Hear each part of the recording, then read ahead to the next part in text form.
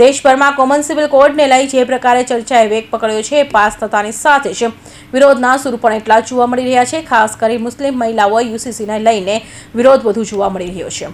સુરતમાં મુસ્લિમ મહિલાઓ દ્વારા આજે વિરોધ પ્રદર્શન કરી યુસીસીને વકફ બિલ વિરોધમાં પોતાની લાગણી વ્યક્ત કરવામાં આવી હતી.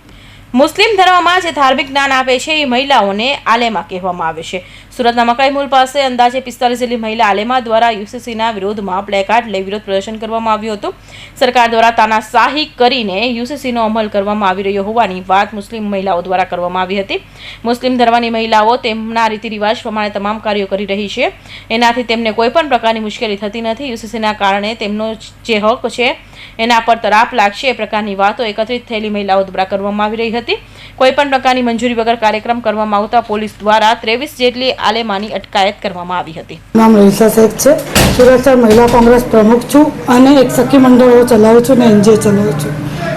આજે શું વિરોધ કરી? વિરોધ એનું છે કે જે યુસીસી કાયદો અમારા ઉપર જે થોપવામાં આવી રહેલું છે અને જે વકફ બિલનું અત્યારે બિલ પાસ થયેલું છે એના વિરુદ્ધમાં અમે લોકો વિરોધ કરવા માટે અથવા અમારી જે જાહેરાત છે, જે અમારી અપીલ છે એને લઈને અમે લોકો આવેલા છે. શું આ કાયદોથી શું નુકસાન તમને લાગે છે?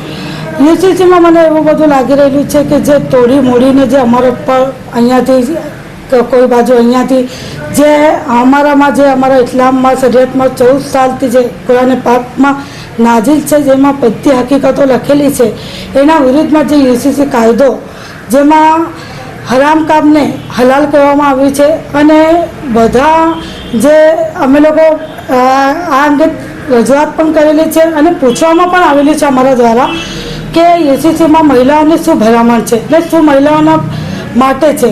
તો મને નથી લાગી રહેલું છે કે યુસીસી કાયદામાં કંઈ મહિલાઓની કંઈ ભલામણ છે કે એના લીધે કે એના પ્રોત્સાહન માટે કંઈ એવો કંઈ કાયદો છે. અને વકફ બિલ જે અમારા પુરખોએ જે મસ્જિદ મદ્રસામાં જે પણ જમીનો આપેલી છે, સીધે મને લાગી રહેલું છે કે એમાં સરકાર દખલગીરી કરી રહેલી છે અને માફિયાની જેમ હડપવાનું કામ કરી રહેલી છે અને ફક્ત મુસ્લિમ સમાજને ટાર્ગેટ કરી રહેલી છે.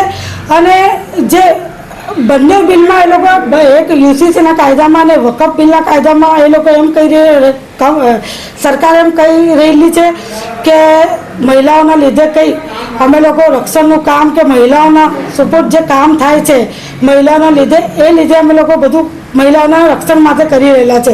પણ બંને બિલમાં મને નથી લાગી રહેલી છે કે એમાં કંઈ મહિલાઓનું કંઈ રક્ષણ આપવાનું કામ કર્યા છે કે મહિલાઓના લીધે કંઈ કામ કર્યા છે.